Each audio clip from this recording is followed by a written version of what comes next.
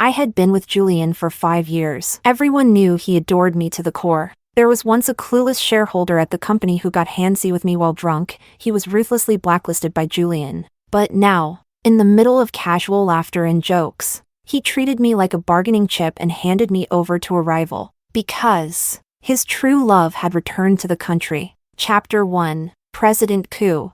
Are you really willing to part with her? When the man said that, I was still sitting beside Julian. Laughter echoed around us. Dazzling lights from the decadent party made my eyes sting. Julian's expression didn't change. He leaned lazily on the sofa, gently rubbing the plain ring on his fourth finger, smiling without saying a word. He didn't respond, but after being with him for so many years, I knew, since the moment I was brought up as part of the deal, I had already become a disposable pawn. Even though just an hour ago, he had pressed me against the mirror in the changing room, whispering baby with tenderness. I took a soft breath and sat up straight. After all, in this game, I had the least say. If President Coup can't bear to give her up, we could always trade for that plot in the east of the city. Of course, I'm just joking if it doesn't count. That's fine too. The atmosphere grew tense. I was the closest to Julian, so I could clearly sense the subtle shift in his mood. I watched as he slowly stopped what he was doing,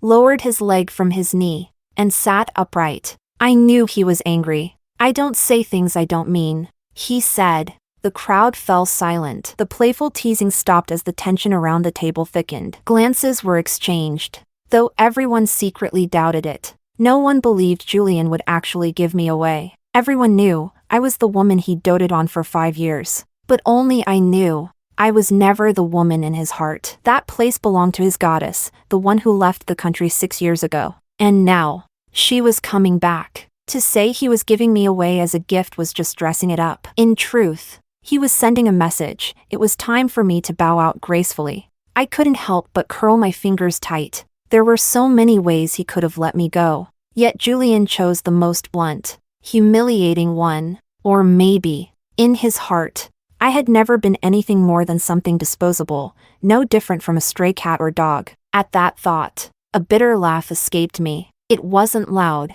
but in the silence, it stood out. Only then did everyone really notice me, the person at the center of it all. Julian gave me a glance, his expression unreadable. Before he could speak, I slowly stood up. The gilded gown shimmered with my movement, every gesture a perfect display of elegance and allure. There was no denying my beauty. Otherwise, I wouldn't have lasted so long by Julian's side. Amid the startled stares, I gracefully walked to the man across from us. Leaning down, I hooked my arm around his shoulder and smiled with provocative charm. President Coup, I've stayed by your side all these years. If you want me to be with someone else now, well, that comes with a different price. Chapter 2. I had been with Julian since I was 18. A cliché story. An innocent girl who fell into the world of glamour and indulgence, only to be rescued by a rich savior who spent money like water. He pulled me out of the mud and kept me as his cherished, caged canary, for 5 years. Many tried to copy the formula and sent women Julian's way, but none of them ever stayed, only me. At first, everyone bet on how long before he got tired of me. Later, they bet on when he'd finally marry me. But they all forgot one thing. Julian and I started with a transaction. So what true love were they talking about? When I returned to the villa, Julian was sitting on the sofa, a cigarette between his fingers. The ember glowed red in the dim light, flickering with every breath. His long legs were lazily draped over the coffee table. He looked every bit like a beast lurking in the dark. You shouldn't have come back, he said. He stood up and put out the cigarette. The room was silent, filled only with the faint scent of tobacco. It was a scent unique to Julian. Because of childhood trauma, I had a stress response to unfamiliar environments. When I first moved into the villa, I couldn't sleep at night unless Julian came home. I needed the comfort of his scent to feel safe. Back then, I was addicted to his tenderness too. I thought I was special, until the day I casually threw out the old, broken record player in the living room and got a storm of rage and a slap in the face in return. That was when I finally realized I was never special. Miss, why provoke him? That record player was a gift from Miss Liu, the housekeeper said while applying medicine to my cheek. That was also the moment I first heard about Emily. She and Julian had grown up together, childhood sweethearts, but the rush of a new romance made Emily impulsive. When she was 18, she left for love, ran off abroad to build a life with the man she loved. Since then, Julian had locked away his heart. And I was nothing but a stand-in who resembled Emily the most. Now that she was back, of course I had to leave. Snapping back to the present, I met Julian's gaze in the darkness, blinked once, and gave him a radiant smile. President Ku, I'm just here to pack up my things. You've been generous. You've given me a lot of expensive gifts over the years. I spoke as I walked upstairs, but the next second, a shadow loomed over me. In a flash, Julian pinned me against the wall, gripping my wrist tightly above my head. In the chaos, I heard him shout, "Camila, after all these years, is money all I ever meant to you?" I froze. What else could I care about? Your heart? That'd be suicide. My silence seemed to enrage Julian even more. He kissed me, harsh, punishing. I didn't resist, and when he finally pulled away, I looked up at him coolly and said, "President Ku, that's gonna cost extra." I raised my hand and gently wiped the red lipstick from the corner of his mouth with my fingertip. Speaking in a soft, lazy tone, the scent of tobacco still lingered on him, but this time, instead of calming me, it made me nauseous. Lowering my eyes, I pushed him away and pinched my thigh hard, forcing out 2 teardrops. "President Ku, Miss Liu is back. I came because I wanted to leave things on a good note. I took the breakup settlement, an absurd amount of money, and I went back to what I used to do." Zara was stunned. "You've got more than enough money now. Why come back to this place?" Zara was the one who brought me into the industry. To be more accurate, she was my savior. When my family couldn't afford the surgery and I couldn't even buy a meal with my student card, she lent me 10,000 yuan without hesitation so my mother wouldn't be thrown out of the hospital. She also introduced me to Julian, helped me escape that life in the fastest way possible. So now that she heard I was back, she thought I'd lost my mind. But I stayed, and before long, my name was everywhere. Chapter 3. Running into Julian again didn't surprise me. I walked in with a bottle of wine in hand. The room was full of familiar faces. I paused for only a second before putting on a graceful smile and elegantly taking my seat. "Good evening, President Ku." I greeted him calmly, but my seat was far from the head of the table, Julian's side, because he already had someone sitting next to him. Emily. I had never met her, but she was no stranger to me. There was a locked room in Julian's villa, filled with her photographs. I had caught a glimpse once by accident and laughed. The all-powerful heir of a powerful family. Julian had such a passionate, pure side. And now, the woman in those photos was sitting right next to him, holding onto his arm. She stared at me for a long while, then suddenly exclaimed with surprise, "Julian, she looks just like me." The room fell silent. My hand, mid-pour, paused as the golden champagne overflowed into the glass. Everyone present knew about my 5 years with Julian, but no one dared to bring it up. In the quiet, Julian finally spoke, his tone casual and indifferent. "How could she compare to you?"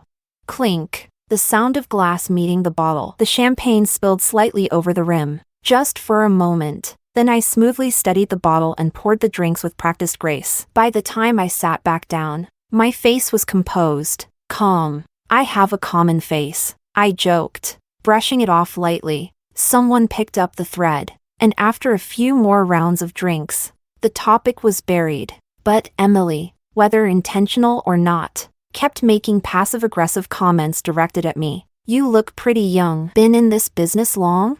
You really should go to school. Otherwise, you'll be stuck in this kind of toxic environment your whole life. A woman should be independent. Relying on men isn't a way out." I responded with smiles and polite banter, even though I could have told her I graduated from a top university, that if it weren't for my toxic family, I would have lived a normal campus life like any other girl my age. That for the past 5 years with Julian, being his caged canary had helped me save my mother's life. I had clawed my way out of a muddy life and found a path of survival. Julian didn't speak the entire time, but he stared at the man closest to me, watching how my head leaned slightly toward his chest, his expression growing darker by the second. Eventually, perhaps irritated, he lit a cigarette. only to have Emily snatch it away and put it out. "Julian, how many times have I told you? No smoking. It's bad for you." She scolded him with her hands on her hips. Unafraid, Julian just paused, then gave her a soft, indulgent smile, ruffling her hair and murmuring, "All right, TCH. I watched and couldn't help but reflect. I had once said something similar to him, long ago, but back then, I had only dared whisper it, cautiously. His cold stare froze me in place. He'd said, "Camila, you've crossed the line." A weight on my shoulder. One of the men beside me wrapped an arm around me and whispered teasingly in my ear, "I used to think Julian spoiled you. But now? Not so much. You should be with me instead." He grinned smugly. I narrowed my eyes. The smile on my face didn't reach my eyes. Then, bang! The weight vanished from my shoulder. I turned and saw Julian had slammed the man to the floor with one hand. His other fist landed brutally across the man's face. Chaos erupted in the private room. The commotion wasn't small. It didn't take long for the media to catch wind, the air of a wealthy family assaulting someone out of jealousy for his ex-lover. Once again, I found myself at the center of public scrutiny. When Zara returned after seeing the police out, I was leaning against the windowsill, smoking. Smoke curled around my expressionless face, reflected faintly in the glass, no longer the flirtatious charm of the past, but cold and untouchable like an aloof winter plum, still breathtakingly beautiful. The first time Zara saw me, she knew I was destined for something greater. There were plenty of young, pretty girls in this line of work, but few as clear-headed as I was. Master Ku didn't leave. "Camila, looks like your luck's come back. You're clever. Coming back here just got you back in Ku's favor. After what he did today, everyone knows you're the one he still cares about." Zara laughed with genuine joy. I knew she meant it, but I felt nothing. I exhaled a puff of smoke, then smiled, charming as ever. What a shame. I'm getting married. I had just stepped out of the club when Julian dragged me into his car. Before I knew it, I was pinned down in the back seat. My soft whimpers were swallowed by him, his breath hot with that familiar tobacco scent, surrounding me completely. It burned. It seduced. But just as quickly, he froze. He pulled back slightly, and I saw the blood on his lips, striking against his pale skin. I pushed him away, polite and composed. "President Ku, this isn't appropriate." I smoothed the folds of my dress, every emotion in place, perfectly handled. But my calm only made Julian angrier. He grabbed my jaw with 2 fingers, stroking my skin as he spoke, voice flat. "I've already given that land to Sam. I'll have the butler send your things back to the villa." Sam, the man I was supposed to marry. The same man Julian had handed me over to like a gift the last time. What a joke. He gave me away, now he wanted to take me back. I blinked slowly, smiling innocently. "President Ku, this isn't appropriate." The first inappropriate referred to our status. The second, to our relationship. Chapter 4.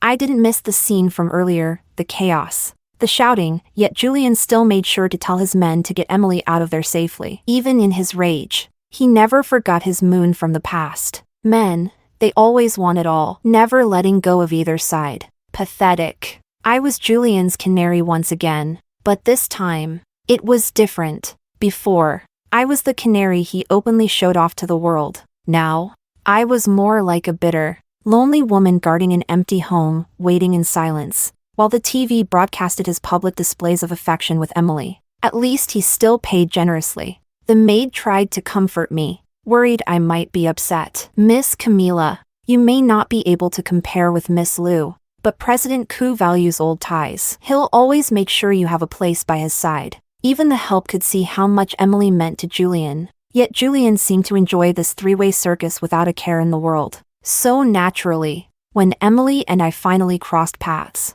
the tension was explosive. It started off innocently enough. I was bored and decided to pick up a piece of jewelry Julian had custom ordered for me months ago. What I didn't expect was to find Emily already at the store, wearing my necklace, admiring herself in the mirror. A few socialites surrounded her, showering her with praise, completely ignoring the awkward look on the clerk's face as she stammered. This piece was actually pre-ordered by someone else. So what? One of the women scoffed. Emily is President Ku's favorite. If she wanted the moon, he'd probably find a way to get it for her. They didn't care. Emily looked hesitant, but her fingers lingered lovingly on the necklace, unable to let go. Then, the moment the store clerk spotted me and rushed over like a lifeline, Emily and her entourage turned to look at me. The air immediately turned icy, like a battlefield frozen in time. Emily's expression soured, especially when she heard the clerk say, "This necklace was custom-made by President Ku for Miss Camila months ago." The tension in the room dropped to absolute zero.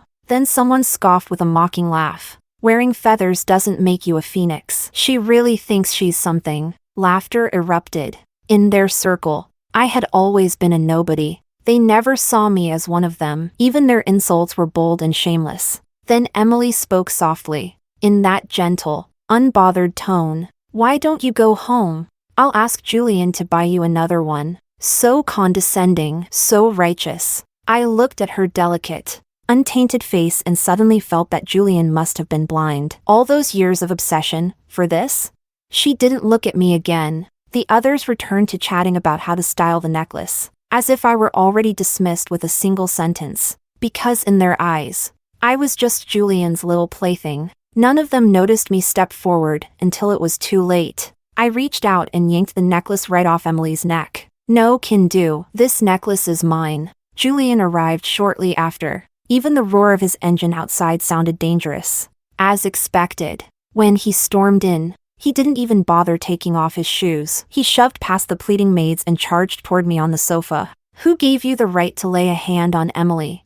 He reached for my throat, but froze midair when I looked up at him. His anger was replaced by stunned silence. Because I was crying. All these years with Julian, I had never cried. Not when he hit me in a fit of rage. Not when he gave me away like a pawn. Not even then. But now, with the broken necklace lying on the coffee table, I sat curled on the sofa, staring up at him. My eyes were red and swollen, tears welling but not falling. My lips were bitten, bruised and trembling, but stubbornly, I refused to let the tears fall. Julian seemed to calm a little. He pressed his lips together, his chest rising and falling rapidly. He sat beside me, voice still cold enough to freeze. "I always thought you were the sensible one. You were the sensible one. It's just a necklace. If you want one, I'll get you another. You shouldn't have fought with her over this." Fought? I almost laughed. "Julian, this was my birthday gift." My voice was hoarse, trembling. For a second, Julian's cold mask cracked. He looked at me, jaw unclenching slightly. I gave a bitter smile, my lips still trembling with pain. "You had it custom made just for me. Our initials are engraved on the back." Julian fell silent. He finally seemed to remember that this necklace, this gift, was something he gave me in a moment of passion, a reward for his affection. Now that he'd snapped out of it, an awkward look crept onto his face. "You shouldn't have hurt Emily, President Ku.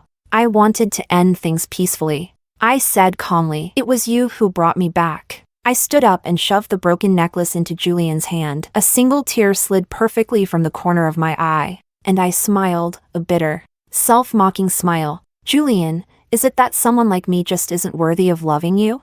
That tear landed squarely in Julian's heart. He looked stunned, as if the very idea that I loved him had never occurred to him before. But before he could process it, I followed up with something that shook him even more. "But if that's true, then why did you bring me back? Or, is it that even you don't know what you really feel?" Julian left. His steps were hurried, almost flustered. The second he was gone, I rushed into the bathroom and vomited until the world spun. The maid came over, concern written all over her face, words caught in her throat. "Don't worry," I said, catching my breath with a smile. "I'm not pregnant." I saw the worry in her eyes and reassured her. "I was just sick." From disgust, I pulled the tiny canister of tear gas from my pocket and tossed it into the toilet. As I stared at the water swirling it away, I thought about my little performance just now, so convincing even I almost believed it. My gaze turned sharp, mocking. After all, no man can truly resist the trap of playing hard to get. Chapter 5. Julian didn't come home for several days. There were no news headlines of him and Emily either, no flashy appearances, no public affection. The incident quietly faded into silence. Emily never came to confront me, but I had a feeling she wouldn't let things slide so easily. And sure enough, somehow, Emily found out which care facility my mother was staying in. She contacted the attending physician and demanded my mother's discharge. This nursing home is one of the top-rated in the country. She said with that ever-so-gentle tone, "Camila, your mother has shown no signs of waking up after all these years. It's not fair to keep occupying a bed and delaying someone else's treatment." She said it like she was doing everyone a favor. Standing beside her was a perfectly healthy caretaker, holding a set of patient clothes, ready to force my mother out and take her place. My mother had been hit by a car when she was 18. Left in a vegetative state, the driver fled the scene. After all these years, they were never found. The crushing medical bills had dragged me straight from heaven to hell. But I never gave up. I still believe, one day, she'll wake up, staring at Emily's radiant, angelic smile. I couldn't fake one of my own this time. My face went cold as I said to the doctor, "My mother is here because President Koo arranged it." This was the only nursing home in the city with a complete medical system. A single room was incredibly hard to get, and it cost a fortune to maintain. At the mention of Julian, Emily's expression faltered, and just then, Julian showed up. It had been a while. He looked the same as ever, composed and elegant. But when he arrived, he instinctively stood next to Emily. Still, when he looked at me, his expression was complicated. "What's going on?" he asked. The doctor quickly explained everything, then added, "President Koo, as you know, our rooms are always full. It was only out of respect for you that the director allowed us to keep that space open." "Julian," Emily chimed in, "Aunt Wang has been with me for many years. She's like a mother to me. I came back hoping to repay her kindness and arrange proper care for her. There are so many nursing homes in the city. Camila's mother has been lying there for years already. Does it really matter where she lies?" Anyone could see Emily was making things difficult on purpose. I stood in front of the room in silence, staring at Julian. His face darkened. People had started to gather in the hallway, whispering, speculating. Some gossiped. Others just watched curiously. But when someone finally muttered a complaint about Emily's cold-blooded behavior, she cracked. Tears welled up as she tugged at Julian's sleeve, her voice quivering. "Julian, am I making things harder for you? Was it a mistake for me to come back? Maybe nothing's the same anymore." That one sentence triggered his guilt. And so, in the end, he turned to me and said, "Camila, I'll find another nursing home for your mother." I froze. Even though I'd long grown used to Julian's cruelty, his decision still sent a chill through my entire body. The white fluorescent lights above burned into my eyes, gripping my hand until my knuckles turned white. I forced myself to speak, each word broken, uneven, trembling. "Julian, how can you treat me like this?" I had no choice but to cooperate. Julian's word carried weight. If I stood in his way, the one who'd suffer wouldn't be him, but my unconscious, bedridden mother. And he did find another facility, one with equally good conditions, and transferred my mother there at top speed. But unfortunately, just a few days later, the news came: my mother had passed away. I handled the funeral arrangements alone. Julian showed up at the memorial hall with Emily to apologize. She wore the gemstone necklace Julian had once given me. Before either of them could speak, I raised my hand and slapped Julian across the face. "Get out! Don't dirty this place!" Emily let out a sharp scream and instinctively raised her hand to strike back, but Julian held her back. "How could you hit her? Life and death are fate. Have you ever thought?" She continued self-righteously. "Maybe your mother didn't want to keep suffering like that. Maybe this was her release." I'd had enough, so I slapped her too. Julian's face darkened with fury. He grabbed my wrist. Hard, but I didn't fight. I didn't scream. I simply stared at him. The coldness in my eyes cut straight through him. For the first time ever, Julian looked lost. More than that, panicked. The rebuke he'd prepared melted into nervous consolation. "Camila, don't worry. I'll make sure your mother has the most dignified funeral, something worthy of her." I laughed. I shook off his hand, pointed to the door, and said, "Julian, thank you for all your financial support, but this is over. From now on, stick to Emily. Don't come near me again." Julian started spiraling, lavishing me with money, handbags, jewelry, dragging me to events again, reclaiming me as if I were some prize, even when Emily was present. He no longer tried to hide it. I watched with my own eyes as Emily broke down in front of him more than once, tears streaming, eyes swollen. She clung to him and cried, "What am I to you, Julian?" Julian stood silent, letting her cry in his arms, his eyes full of confusion and guilt. And that was always when I appeared. The moment he saw me, it was like a cheating husband getting caught. He almost instinctively pushed Emily away. When he looked at me, there was nothing but guilt in his eyes. He tried to explain, but I simply walked past them in silence, calm and composed. That night, Julian came back drunk, completely wasted. He hugged me and begged, slurring, "What do I have to do to get us back to how we were?"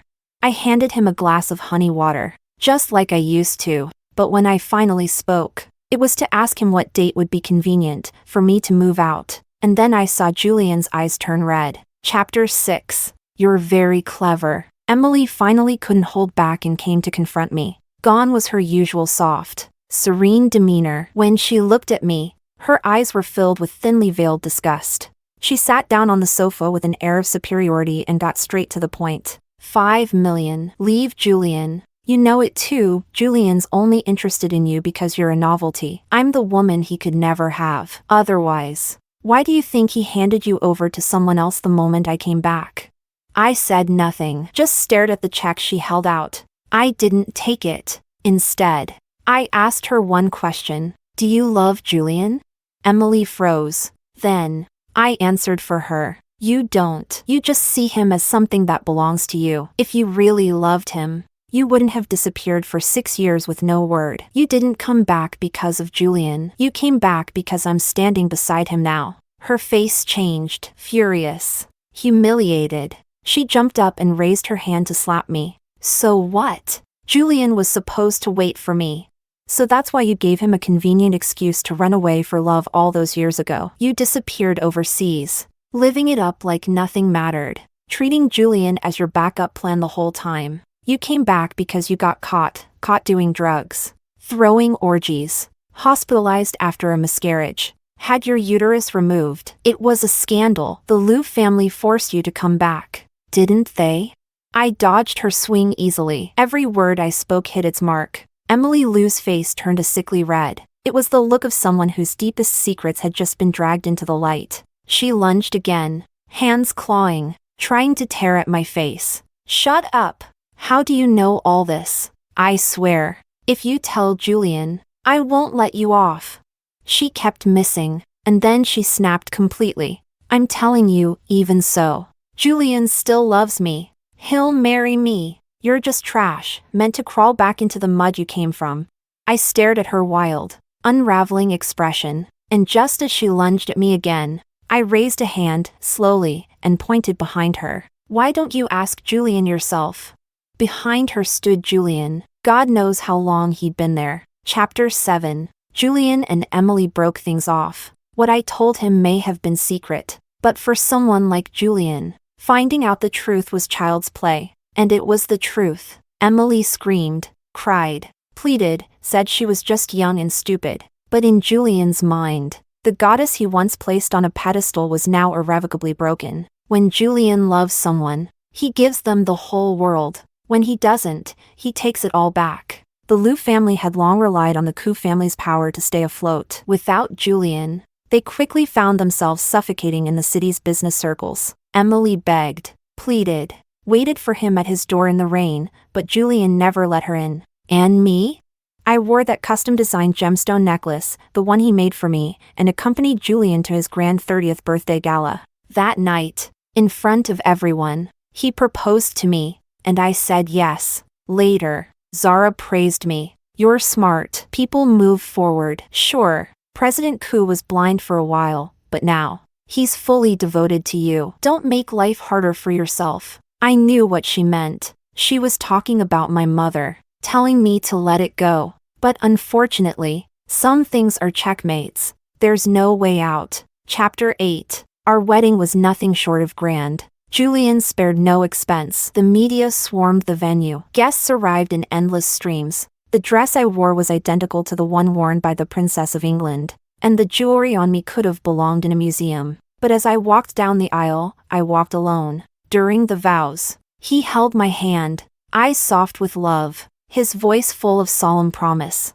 He said this love would never end. I smiled, staring at the impossibly handsome face before me, surrounded by an ocean of roses. I slowly slipped my hand from his. Then, as I tilted my head up, the smile on my face began to fade, and I mouthed, wordlessly, goodbye. Julian was taken away by the police, charged with financial crimes. The evidence? Hidden inside the custom gemstone necklace around my neck, a recording device. The crowd erupted. No one could have predicted that the bride would betray the groom at the altar, hand him over with her own 2 hands. I said nothing, just quietly lifted my veil and walked away from the most romantic wedding the city had ever seen. Outside, a black van waited at the curb. I opened the door and climbed in. A man in black handed me a folder. Your passport and new ID are ready. Your mother's already been moved to a care facility in Sweden. You'll be flying out in a few days. So, you've really decided, you're never coming back? His tone was teasing, rubbing his chin with a smirk. I thought you'd be more attached to the title Mrs. Koo. After all, if you really married my cousin, and once he took down the Koo family's current head, you'd be the matriarch yourself. You really don't want that? He raised an eyebrow. I looked up, calm as ever. I don't make promises I won't keep. He chuckled. But what if my cousin hadn't been able to give you up? What if he traded that piece of land to keep you by his side? Yes, it had all been Oscar's game. My mother had never died. The goal from the beginning was that land. If that had happened, I said coldly, our plan would have moved even faster. Oscar Koo raised a brow higher, leaning back lazily, one leg crossed over the other, lips twitching into a grin. Lucky for you. You chose my cousin and not me. In a family like the Koos, sibling rivalry wasn't rare. Especially between Julian and his cousin Oscar, it had reached a fever pitch. And now, I just stabbed Julian in the back at the worst possible moment, practically delivering the family throne to Oscar on a silver platter. I was the one who approached him. 3 years ago. All this, because of a slap? Because of Emily? 3 years ago, I realized I was just Emily's substitute. Oscar stared at me like I was incomprehensible. I took the folder, calm as ever, half and half. The moment I found out I was a stand-in, I got curious about Emily. And what I found out, I looked up, my eyes unwavering. In truth, Emily didn't leave the country on a whim. She was involved in a hit and run. Oscar froze, thought for a moment, then realization dawned. Your mother. 6 years ago. She was high and speeding. She hit my mother and didn't stop. She ran her over and fled. Later, she was shipped overseas to avoid the fallout. I never expected that the person I'd been searching for all these years, the person who destroyed my life, was Emily. The bitter irony? Julian helped cover it up. So for 5 years, Julian kept my mother alive with one hand and shielded Emily with the other. The moment I learned the truth, I vowed to take them both down. I approached Oscar, uncovered the scandalous life Emily lived abroad, used it to force her return. From the second her feet touched home soil, she and Julian were dancing to my plan. Oscar stared at me for a long time, then finally muttered under his breath, "My cousin always did fall hardest for women." I arched a brow and replied casually, "Empires don't fall because of women. They fall because of the men who lose their heads for them." Chapter 9. A family like the Koos would never allow a blemish on its name. Eventually, Julian was released on bail, but he was completely removed from the center of power. He was, in effect, exiled. I heard that Julian was looking for me. Zara said that after wreaking havoc at the club, the Koo family had finally had enough of his antics. They sent someone to haul him away and lock him in a villa. Yet it wasn't long before, after a few days of supposed calm, he suffered a bleeding ulcer from his drinking at home and was rushed to the hospital overnight. No sooner had he been discharged than Emily appeared and stabbed him. He was immediately taken into surgery, had one kidney removed, and then remained in the ICU for 3 days. Emily Liu, ruined by the collapse of the Liu family, had fallen from grace to that of a street rat. Then, as if that weren't enough, an anonymous tip-off, accusing her of a hit-and-run while high on drugs and speeding, led to her arrest. When tested on the spot, Her guilt was exposed, and she was thrown into a rehabilitation facility. There, she endured relentless torment. After much brooding, she concluded that this was all Julian's revenge. Finally free, the very first thing she did was retaliate. She camped out at the hospital entrance for days until she finally seized the opportunity and, without a moment's hesitation, stabbed Julian repeatedly. When Julian awoke from surgery, he pressed charges against Emily without relenting. The fate of those once regarded as the golden couple turned out to be profoundly tragic. That was Zara's lament to me over the phone. At that time, I was sitting by my mother's bedside, reading the newspaper to her. The doctor had mentioned that a certain level of auditory stimulation could awaken a patient's will to live. I smiled and replied, "Who says otherwise?" Then I hung up the phone. Outside the window, the Alps stretched out in lush, verdant splendor, a view that lifted the spirits. Just then, the doctor walked in, a handsome Swedish young man with exotic features. His warm and gentle smile as he greeted us and began his routine examination of the patients. I resumed reading the paper, but a moment later, I heard him gasp in surprise. I looked up to see my mother slowly opening her eyes.